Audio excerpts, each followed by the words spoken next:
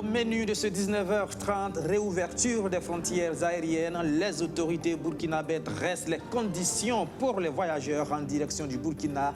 Test Covid-19 négatif obligatoire datant d'au moins 5 jours avant d'entrer sur le territoire burkinabé. Voici l'une des mesures principales. Tous les détails tout à l'heure dans ce journal.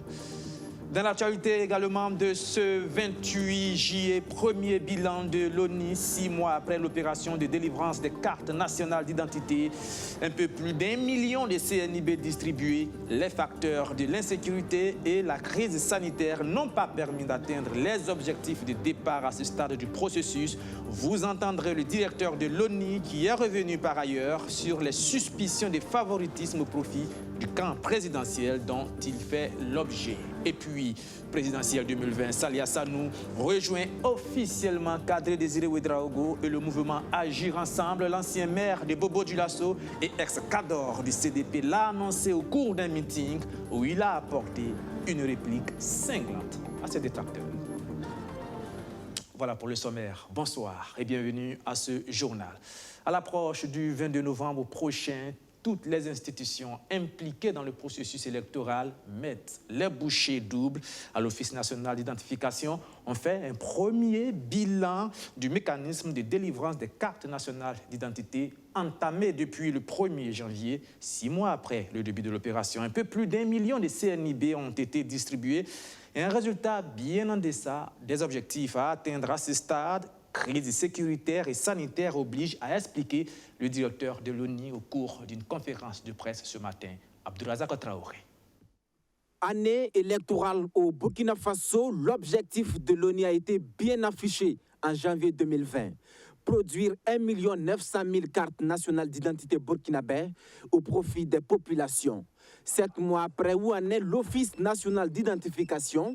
Entre le 1er janvier et le 20 juillet 2020, Aristide Béria a déployé 224 équipes pour 724 missions sur le territoire national. Et le point Yami Parcours fait état de plus d'1 075 000 CNIB délivrés. Une opération dans l'adversité. Bon, nous avons même suivi quelques attaques de nos équipes, notamment à Kelbo ou dans la région de l'Est, quelques blessés ici ou là, et on profite encore de souhaiter prompt rétablissement. Et ce contexte-là, qui est général pour tout le monde, n'a pas permis de déployer de façon optimale les équipes. Mais tout de même, nous avons fait des opérations dans des zones assez risquées. Insécurité, mais aussi pandémie de coronavirus. Le contexte sanitaire a fortement impacté le planning de l'institution. 1 mois et demi sans produire. En tout cas, on a quasiment divisé la production par 2 ou 3, quasiment même par 5. Parce que de 25, on produisait environ 5 000, 2 000, 3 000 cartes dans la journée en raison de la maladie. Avec ça, nous avons quand même fait 1 75 000 cartes d'identité. Nous nous disons que si tout va bien, s'il n'y a pas d'erreur, s'il n'y a pas de problème majeur, 1 900 000 cartes est atteignable. Parmi les demandeurs au profit des populations, des ONG, des individus, des associations et des regroupements de partis politiques de tous les bords. C'est justement à ce niveau que l'ONU est accusée de rouler pour le pouvoir MPP en défavorisant l'opposition qui crie à la fraude. Nous n'avons aucun moyen technique de sérieux qui est militant du MPP ou de l'UPC ou du CDP avant de produire la carte d'identité. Je ne sais pas, souvent je me suis plus à dire de nous expliquer comment on fait.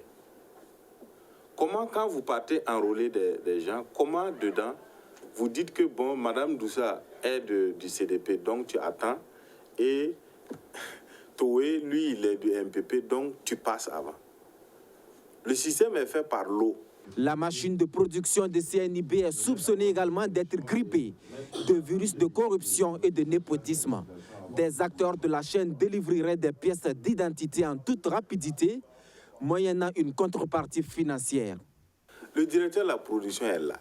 L'ensemble des urgences, quand vous voyez certains qui sont assis, ils ont des urgences particulières. Je veux déposer un concours demain, je veux voyager demain, je veux aller en banque, c'est la fin du mois, ma carte est expirée, il me faut ça tout de suite, sinon ma femme va me frapper, etc., etc. Nous gérons ces urgences en toute responsabilité, sans demander quoi que ce soit à quelqu'un, parce que c'est notre travail. Maintenant, si tu sais ça, et que tu passes par derrière, il faut qu'on t'interpelle. Mais ce qui est de notre ressort, nous allons enquêter, nous allons déceler qui a fait ça, et il subira la rigueur de la loi. Il n'y a pas de débat là-dessus. À ce jour, les bases de données de l'ONU comportent plus de 12 millions de Burkinabés identifiés. Elle compte encore ratisser large avec l'ouverture prochaine de 5 centres régionaux de production des CNIP. Et l'une des autres institutions importantes impliquées dans le processus électoral, c'est bien la CENI, la Commission électorale nationale indépendante chargée, vous le savez, de l'enrôlement et de la délivrance des cartes d'électeurs. L'opération n'est pas sans couac, notamment les grognes de certains agents opérateurs des kits. Et ce n'est d'ailleurs pas fini, car ce matin, les manifestants se sont regroupés devant les locaux de la CENI pour réclamer une partie de leur paye. On écoute l'un d'entre eux. Premièrement, pour la toute première rencontre, nous avons délégué 3 personnes, que le nombre est trop. On s'est concerté, on a trouvé ces 3 personnes-là. Ils ont discuté, ils ont même des listes, on a ouvert des listes qui vous donner des numéros Orange Money, ils vont faire les dépôts. Bon, depuis on est parti, rien. Chaque fois qu'on vient, attendez, chaque fois qu'on vient, c'est la même chose. Que non, il faut revenir. Et parmi eux, il y a des gens qui trouvent que non, ce n'est pas la peine de lutter parce que c'est d'office perdu, qu'on ne peut pas rencontrer le président, le protocole nous a dit ça. Bon, enfin, ça s'énerve et puis bon, on ne nous écoute pas. On ne nous écoute pas. On n'est pas venu pour faire casser quoi que ce soit. Nous sommes venus pour demander qu'en est-il de nos reliquats. Nos reliquats. Notre argent, on va nous remettre. C'est tout ce qu'on nous demande. On a fait le travail comme il se doit. Nous, on veut notre argent. C'est tout ce qu'on nous demande. On n'est pas venu pour revendiquer autre chose. C'est l'argent qui nous relie. Nous donnons notre argent, demain on ne vient plus ici. Voilà. Et pendant ce temps, les candidats à l'élection présidentielle, eux, se signalent de plus en plus. Il y a les investitures, mais il y a aussi les ralliements. Sali Assanou, l'une des figures fortes du CDP, récemment démissionnaire de ce parti, vient d'apporter son soutien officiel à Kadri Désiré Ouedraogo. Il a annoncé pendant un meeting du mouvement Agir Ensemble à Dandé, son fief. Nous sommes dans le Kénédougou, Sali Assanou, qui n'a pas manqué d'adresser quelques pics à ses détracteurs. Ambiance, surtout Justin Dabiré. C'est par des pas de danse que la population de Dandé a accueilli les responsables du parti du mouvement Agir Ensemble. Femmes, hommes et enfants sont sortis nombreux pour afficher leur soutien au mouvement Agir Ensemble qui soutient la candidature de Kadri Désiré Ouedraogo à l'élection présidentielle de novembre 2020. Une démonstration de force pour Sali Assanou qui a récemment démissionné du CDP. Nous sommes venus se faire, comme vous avez constaté, rencontrer les parents donc, pour leur dire clairement donc, ma position donc, par rapport à la politique. C'était nécessaire. Comme vous le savez, les partis se créent à tout moment et les choses aussi changent à tout moment. Il fallait quand même venir dire exactement où je suis, donc avec les parents. Vraiment, je ne lui donne même pas de la considération, parce que les tonneaux vides qui font des bruits. Moi, je ne le réponds pas, mais je suis sur le terrain.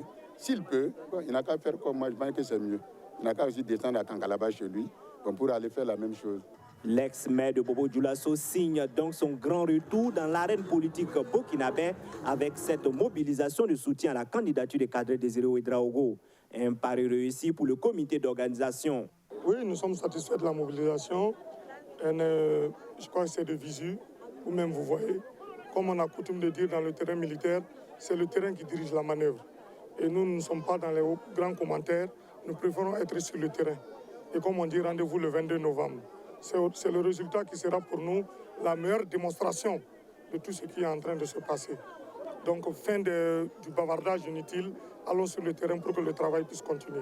On a dit aux jeunes de Dandé de se mobiliser pour qu'au soir du 22 novembre, nous puissions changer l'avenir de Dandé et par là l'avenir de tout ce pays, pour que nous, jeunes, qui sommes aujourd'hui l'avenir de ce pays, nous puissions prendre un autre tournoi pour que notre pays, après les 5 ans qui se sont passés, nous puissions aller de l'avant. Pour permettre à leurs candidats d'accéder au palais de Koussiam au soir du 22 novembre, La responsable à la mobilisation des femmes du mouvement Agir Ensemble invite les femmes de la commune de Dandé à rester mobilisées autour de la candidature de Kadri Désiré Ouédraogo. C'est un message fort qu'on vient de leur donner pour qu'aujourd'hui, quand la paix, c'est les femmes d'abord qui en bénéficient. Et s'il n'y a pas la paix, c'est les femmes aujourd'hui qui souffrent plus. Donc avec les déplacés internes, beaucoup de mésententes qui sont là aujourd'hui, nous voulons réellement que les femmes de Dandé puissent s'unir en une seule voix pour voter Kadri Désiré Ouédraogo.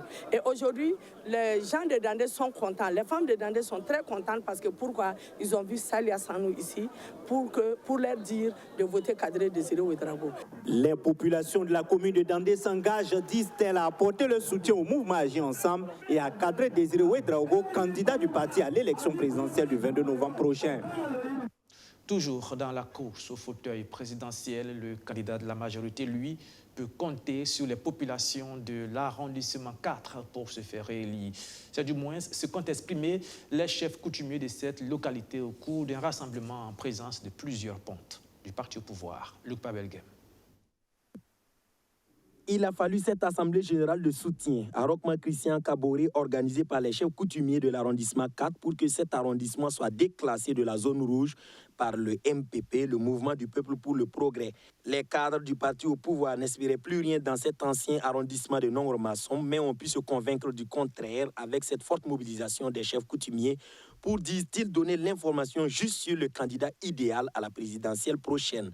Bon, si vous voyez que les chefs coutumiers se sont organisés pour que leur population puisse savoir ce qui se passe et pourquoi voter. La meilleure raison, c'est de savoir que le MPP a eu à travailler. Il y a eu des acquis. Et en ce moment, vous savez, la population est toujours chez elle. Comment faire pour les informer? Il faudrait que nous, chefs coutumiers, nous passons de porte à porte, les convier, leur dire ce qui s'est passé, comment ils ont travaillé. Profitant de cette assemblée générale des chefs coutumiers, les responsables MPP de l'arrondissement et du Kadiogo ont insisté sur une adhésion totale des jeunes et des femmes afin que la réélection de Rochma Christian Kaboré soit accompagnée d'une gestion de l'Assemblée nationale et d'une récupération de la gestion de l'arrondissement 4. Je n'ai ménagé aucun effort pour être à leur côté pendant une semaine. C'est juste une semaine que nous avons pris pour organiser cette cérémonie. Donc en tout cas, nous avons travaillé au four et au moulin juste pour mobiliser les femmes, les jeunes et les anciens pour sortir aujourd'hui, prouver que nous sommes derrière le président Rochma Christian Kaboré, que nous soutenons sa candidature et que le 22 novembre, nous allons voter et voter utile le président Rochma Christian Kaboré. Voir des garants de la tradition faire le choix de Rochma Christian Kaboré réjouit en premier le président du parti de l'élu. Ah, ça fait chaud au cœur. Pas moi seul, mais tout l'état-major qui a effectué le déplacement de cet après-midi. Nous ne pouvons qu'applaudir et féliciter nos chefs coutumiers qui ont pris une initiative tout à fait heureuse pour que cette rencontre-là à laquelle nous avons assisté soit effective. Et c'est un signe que quelque chose de grand va se passer dans notre pays et la campagne s'annonce bien. En tout cas, nous avons eu un soutien de taille et de poids pour notre candidat Rochma Christian Kaboré. Polsgo, Kosodo et Dapoya sont des villages parmi tant d'autres qui relèvent de l'arrondissement 4 de Ouagadougou. Tous ces quartiers connaissent une véritable crise liée au foncier et le MPP se propose de les aplanir s'il a la confiance des populations sorties à l'appel de leurs chefs coutumiers. Un autre soutien au candidat de la majorité JRD 2020, Jeunesse dynamique pour Roch 2020. Voilà comment il se présente. Il a expliqué au cours d'une conférence de presse pourquoi il appelle à voter Rochma Christian Kaboré. Justin Monteau pour le compte rendu. Pourquoi Roch est la solution pour les jeunes, les femmes et les personnes âgées.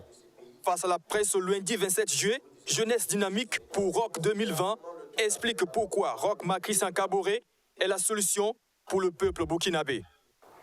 Il a multiplié et renforcé les initiatives de financement des initiatives des jeunes, des femmes et des personnes âgées à travers des fonds de structure. On peut citer entre autres le fonds d'appui au secteur informel FASI, qui accompagne les jeunes, les femmes et les personnes âgées jusqu'à 60 ans. Le fonds d'appui à la promotion de l'emploi FAPE, qui accompagne les initiatives des individus et des associations jusqu'à hauteur de 10 millions. La poursuite du développement à travers les réalisations d'infrastructures dans les villes du Burkina Faso témoigne l'engagement du président Roch Marc Christian Kaboré, qui, selon eux, reste résilient face à la crise sécuritaire et la crise sanitaire. Ce sont des facteurs qui n'ont pas été du tout simples, mais malgré ça, nous avons vu les réalisations qu'il a pu faire.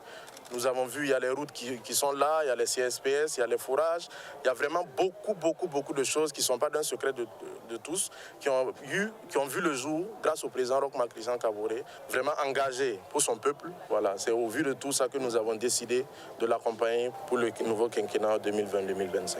Pour JDR 2020, le candidat à soutenir est Roch. Selon le porte-parole du mouvement, Roch n'est pas ce genre de président à s'éterniser au pouvoir à vie. Il n'est pas un homme du pouvoir pour dire « je vais vraiment éterniser sur le pouvoir ». Mais nous sommes en train de le demander. Moi, son excellence, mon coordonnateur avec vous, en union à un commun accord, pour dire à la jeunesse « faisons, nous allons soutenir son excellence afin qu'il puisse terminer son mandat pour pouvoir transitionner en 2025. » Cette rencontre avec les médias est l'occasion choisie par JDR 2020 pour sa sortie officielle. Le mouvement veut prochainement mobiliser des fonds pour payer la caution de la candidature de leur président Roch Marc Christian Kaboré aux élections présidentielles prochaines.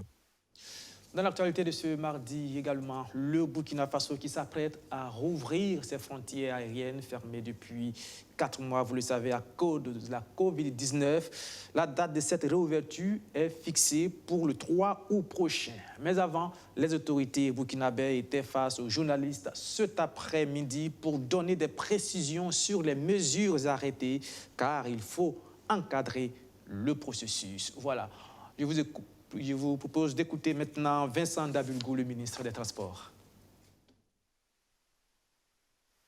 Alors le point le plus essentiel pour nous, c'est la densité de remplissage des avions. Parce que ça a été un peu un point de discorde, mais aujourd'hui on est arrivé à faire dire que les avions vont être remplis comme avant. Mais pourquoi ? Parce qu'on s'est rendu compte que le système de filtre des avions qui permet de pouvoir avoir un avion avec donc l'air que vous voyez, qui a un système. Alors, les constructeurs d'avions, l'IATA et l'OMS, sont arrivés à démontrer que si un passager est dans l'avion et que ce système de filtre de l'air fonctionne à merveille, il n'y a pas de risque de contamination. Parce qu'au début, on avait pensé qu'il va falloir laisser un siège. Non, aujourd'hui, nous sommes arrivés à ce consensus scientifique et que c'est un combat que les constructeurs des avions ont pu démontrer et à l'OMS et aussi à l'IATA que nous pouvons voyager de manière certaine si le système qui produit l'air dans l'avion est suffisamment efficace. Donc maintenant, le combat qu'on mène, c'est que nous, au Burkina Faso, avant, quand on regardait l'avion, on a mis un point d'honneur sur ce système-là avant de pouvoir monter dans les avions, avant de pouvoir autoriser donc les vols dans notre pays. Vous allez me poser la question, qui voyage dans un aéroport aujourd'hui au Burkina Faso? Je vais juste dire un point et puis Madame le ministre va compléter. Normalement, si on a ouvert l'aéroport, ce n'est pas pour que n'importe qui vienne dans notre pays. Nous ne pouvons venir au Burkina Faso désormais que celui qui va satisfaire donc les conditions sanitaires que Madame va préciser. Et la condition la plus essentielle là-bas, c'est qu'il faut avoir fait le test PCR Covid. Et ça ne doit pas dépasser 5 jours de délai avant de prendre l'avion. Ça veut dire que vous, les journalistes et l'ensemble donc des citoyens de notre pays, normalement, toutes les compagnies qui descendent notre pays ne peuvent pas amener des passagers qui n'ont pas satisfait, qui n'ont pas, en tout cas, satisfait donc les conditions que notre pays a édictées. Voilà, c'était le ministre des Transports qui donnait des précisions sur les conditions d'ouverture des frontières aériennes du Burkina prévues pour le 1er août prochain, et non pas le 3 août. Vincent Dabilgou, qu'on retrouve une fois de plus, cette fois-ci, dans une réunion avec les acteurs du secteur des transports. Il est revenu sur les mesures qui accompagnent la réouverture des frontières. Abdulaziz Sarri. Dans quelques jours, les avions recommenceront leur vol dans le ciel burkinabé. Les frontières aériennes seront réouvertes le 1er août prochain, comme prévu par le gouvernement. Mais le ministre des Transports se veut clair. Tout passager à destination du Burkina Faso doit nécessairement faire un test PCR Covid valable de moins de 5 jours. Si vous venez au Burkina Faso sans ce test-là, normalement, vous ne pouvez pas rentrer au Burkina Faso. Si par hasard vous y rentrez, vous devez être donc pris en charge par les services sanitaires et immédiatement pour qu'on fasse votre test PCR. Et c'est vous qui allez financer ce test-là et que l'on puisse, si vous êtes négatif, pouvoir donc vous suivre pour savoir si effectivement vous êtes vraiment négatif pour les 2 semaines qui suivent. Mais si vous êtes positif, on doit nécessairement vous confiner pour vous traiter. Donc c'est clair que notre pays n'ouvre pas les frontières aériennes pour n'importe quelle personne, mais on ouvre les frontières aériennes pour ceux qui ont déjà, en tout cas, attesté qu'ils ne sont pas malades donc, du Covid. Concernant les frontières terrestres, le ministre des Transports rassure qu'elles seront également ouvertes si les transporteurs routiers continuent de respecter les mesures d'hygiène. Une condition que les acteurs du transport s'engagent à respecter. Voilà, vous savez que dans notre structure, c'est une structure qui n'est pas facile à gérer. Sinon que depuis qu'on a signé le protocole d'accord avec le ministre des Transports et de la Sécurité routière, beaucoup de nos acteurs respectent, mais beaucoup aussi ne respectent pas. Mais nous continuons à sensibiliser nos acteurs-là, d'y croire. C'est comme ce qu'on est en train de dire. Il y a beaucoup de gens qui ne croient pas que ce coronavirus-là existe. Mais nous travaillons davantage pour les sensibiliser, pour qu'ils sachent qu'en tout cas, le coronavirus existe toujours et nous allons travailler davantage pour que ça puisse quand même quitter ce Burkina Faso-là. Tant bien que mal, les transporteurs routiers dans leur gare font tout pour respecter les mesures d'hygiène, mais comme l'a dit le ministre, il y a une partie de la population qui n'y croit pas. Donc pour ce faire, nous avons demandé au ministre de nous aider à travers l'État à sensibiliser les populations sur la réalité de la pandémie. Pour la relance économique, l'exécutif a mis sur la table la somme de 100 milliards de francs CFA. Vincent Dabilgou invite les transporteurs à préparer leur dossier afin de bénéficier de ce fonds de soutien. On parle encore des frontières, mais sous ces aspects conflictuels, le sujet était au centre d'une conférence publique qui a réuni les élèves administrateurs civils de l'ENAM et la Commission nationale des frontières. Luc Pabelgen. Le Burkina Faso, du fait de sa situation géographique, le mettant au cœur de l'Afrique de l'Ouest, est contraint de partager jusqu'à 3615 km de frontières avec le Bénin, la Côte d'Ivoire, le Ghana, le Mali, le Niger et le Togo. La gestion de ces frontières terrestres est parfois source de conflits. Le Mali et le Burkina Faso en ont gardé une amère expérience avec 2 guerres sur des portions de terre en 1974 et en 1985. Appelés à gérer ces genres de conflits dans les zones frontalières, les élèves administrateurs civils de l'ENAM ont fait recours à la Commission nationale des frontières pour éclairer leur lanterne sur la question. Il convient de rappeler qu'à l'instar des autres pays africains, le Burkina Faso a hérité de la colonisation, des limites territoriales qui ont été définies sans tenir compte des réalités socio-culturelles, séparant ainsi des populations qui partageaient la même langue, les mêmes coutumes et les mêmes réalités géographiques, sociales et économiques. Cette situation est souvent à l'origine de contestations sur ces limites territoriales et crée par conséquent des différends frontaliers entre nos États, soucieux chacun de défendre sa souveraineté et son intégrité territoriale. De ce fait, des populations de certaines zones frontalières connaissent des difficultés de cohabitation occasionnées non seulement par l'insécurité due à la faiblesse du maillage sécuritaire et à la faible synergie d'action entre les différents acteurs, mais aussi et surtout par des conflits liés à la gestion des ressources naturelles partagées et de la transhumance transfrontalière. L'histoire de la gestion des frontières du Burkina Faso, la coopération transfrontalière, concepts et outils, la matérialisation des frontières et leur effet sur les communautés frontalières, le règlement alternatif des conflits frontaliers, la politique de l'Union africaine en matière de gestion des frontières sont les thèmes prévus au cœur des échanges entre les énarques et le secrétariat permanent des frontières. Comme vous le savez, le territoire, c'est l'assise spatiale de la souveraineté. Et la souveraineté territoriale a une double dimension externe et interne. La dimension externe, ça signifie indépendance. Le problème que nous avons en Afrique, c'est que depuis, on a hérité d'une assise territoriale qui n'a pas été décidée avec nous, ni par nous-mêmes. Et ce qui arrive, c'est qu'en 1960, on n'a pas eu le courage et l'audace, nous les Africains, de redessiner nos frontières. Et aujourd'hui, on se plaint chaque fois que l'Occident a fait ceci, le colon a fait cela. On avait la possibilité de redessiner nos territoires en fonction des réalités ethniques et sociopolitiques. Donc, je ne suis pas étonné qu'aujourd'hui, il y ait des tensions à la fois entre les ethnies, entre les pays. Les frontières devraient être des opportunités de développement pour les zones et les communautés frontalières et non des sources de conflits. C'est ce défi qui se pose donc à ceux qui sont appelés à prendre en charge la gestion de ces espaces au Burkina Faso. Tout autre chose, dans la province de la Lareba, les superviseurs du projet Passanade, projet initié par l'ONG Save Children, se sont rendus sur le terrain objectif, constater la mise en œuvre de ce programme dans le secteur de l'agriculture, mais aussi du social. Surtout Justin Dabiré. À Gorongo, village rattaché à la commune rurale de Wéleni, les autorités de la province et les responsables du projet Passanade ont visité la ferme à volailles et un forage de la société coopérative en Cagnoron-Demain. Cette scope compte 9 membres, dont 5 femmes et 4 hommes. La délégation a également visité le poulailler d'un bénéficiaire individuel. Le projet nous a beaucoup aidés. Nous avons eu des poulets, des tôles, du ciment, ainsi que de la nourriture pour les poules. Quand j'ai vendu mes poules, j'ai pu acheter des semences et des vêtements pour mes enfants. J'ai aussi acheté des produits pour mon champ de maïs. À Kankalaba, le haut-commissaire de la Leraba et les responsables du projet Passanade ont visité le site de maraîchage de la société coopérative Olapi-Oyana. Sur ce site, le projet Passanade a réalisé plusieurs infrastructures comme ce magasin de stockage et de conservation de produits maraîchers, un système de pompage solaire, un polytank et un kit d'irrigation goutte à goutte.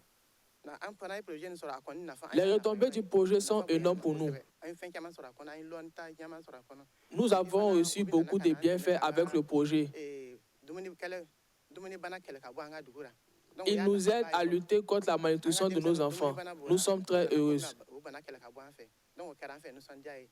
La troisième et dernière étape de la visite a eu lieu sur le site de la société coopérative Womeri Oyana du village de Kolasso dans la commune de Kankalaba. Cette scope qui compte 20 membres cultive de la tomate, de l'aubergine et bien d'autres semences. La particularité de cette coopérative est qu'elle expérimente une nouvelle culture. Il s'agit de la culture de la patate douce à chair rouge, PDCO, qui contient de la vitamine A. Elle permet de lutter contre la cécité nocturne et la malnutrition selon les techniciens du projet Passanade. C'est vraiment d'encourager ces organisations paysannes-là à vraiment continuer dans ce sens-là et dire que nous ne faisons qu'accompagner. Voilà, donc c'est à eux de faire le maximum également pour pouvoir développer ces initiatives et également intégrer la communauté afin qu'elle également puisse bénéficier également de ces initiatives qui sont développées. C'est édifiant. Nous avons vu des réussites de projets. Tous ces 3 projets, la mise en œuvre par ces différents groupements ont été une réussite et nous avons vu comment ces groupements-là ont pu maîtriser les différentes formations qu'on leur a données et les différents itinéraires techniques en aviculture, les itinéraires techniques en agriculture. Toutes ces réalisations ont été possibles grâce à l'ONG Save Children International et initiatives communautaires de prise en charge constituées en consortium qui mettent en œuvre le programme d'appui à la sécurité alimentaire et nutritionnelle, à l'agriculture durable et à la résilience au Burkina Faso, Passanade Nutrition, dans la région des Cascades, financé par l'Union européenne. Ce projet dure 4 ans, 2018-2022, a pour objectif global de contribuer à la réduction de la malnutrition chronique au Burkina Faso. Et pour terminer, la Croix-Rouge Burkina, elle, a procédé à l'installation de sa nouvelle équipe chargée de conduire le projet assistance et protection des migrants les plus vulnérables de l'Afrique de l'Ouest. Cérémonie à laquelle ont assisté Jacob Zongo et surtout Justin Dabiré, leur compte rendu. Voici la nouvelle équipe de la Croix-Rouge Burkina chargée de mettre en application le projet assistance et protection des migrants les plus vulnérables en Afrique de l'Ouest. Durant 36 mois, cette nouvelle équipe va contribuer à la protection des migrants les plus vulnérables, des victimes de trafic et de la traite, à travers leur accès aux services de base sur les routes migratoires. Les gens qui quittent leur pays d'origine, ils transitent quelque part et ils continuent. Et pendant ce temps-là, ils peuvent avoir des problèmes de santé, des problèmes de logement, etc. Et le domaine où la Croix-Rouge intervient. Donc, le projet a été conçu dans ce sens.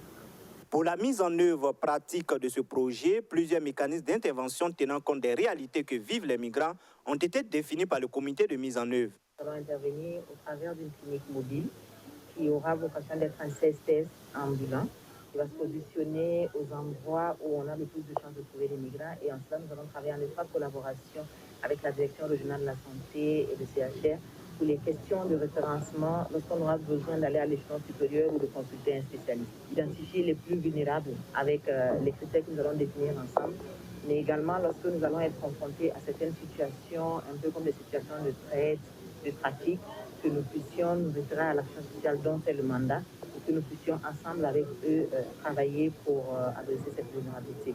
Et dans ce volet également, nous interviendrons avec un psychologue et un assistant social à travers un centre d'écoute pour pouvoir soutenir ceux-là qui, le long de la route migratoire, sont confrontés à beaucoup d'horreurs et qui se retrouvent à avoir un besoin de soutien psychologique. Au nombre des difficultés qui résident dans la mise en pratique du projet assistance et protection des migrants les plus vulnérables en Afrique de l'Ouest, le comité de mise en œuvre nouvellement installé dit compter sur leur propre expérience, mais aussi sur le soutien technique des autorités régionales. Nous comptons également sur toute l'expertise que nous avons engrangée dans la mise en œuvre du premier projet pilote, qui est le projet Amira, qui nous a permis de pouvoir être confrontés au quotidien à beaucoup de difficultés, et pour lesquelles nous avons pu quand même tirer des leçons. Et donc ces leçons-là seront mises à profit pour la mise en œuvre de ce nouveau projet. Également, nous comptons beaucoup sur l'accompagnement des autorités au niveau régional et des services techniques avec qui nous travaillerons en étroite collaboration. Conformément aux principes fondamentaux du mouvement international, la Croix-Rouge et Croissant-Rouge, ce projet qui a connu l'appui des Croix-Rouges espagnoles et luxembourgeoises vise à soulager les souffrances humaines sur les routes migratoires, dont le nombre de victimes connaît une croissance accrue ces dernières années, selon le président national de la Croix-Rouge Burkina. Et c'est la fin de ce journal que j'ai pris grand plaisir à vous présenter. Merci de l'avoir suivi, merci de votre fidélité renouvelée. On se donne rendez-vous donc demain à la même heure, c'est-à-dire...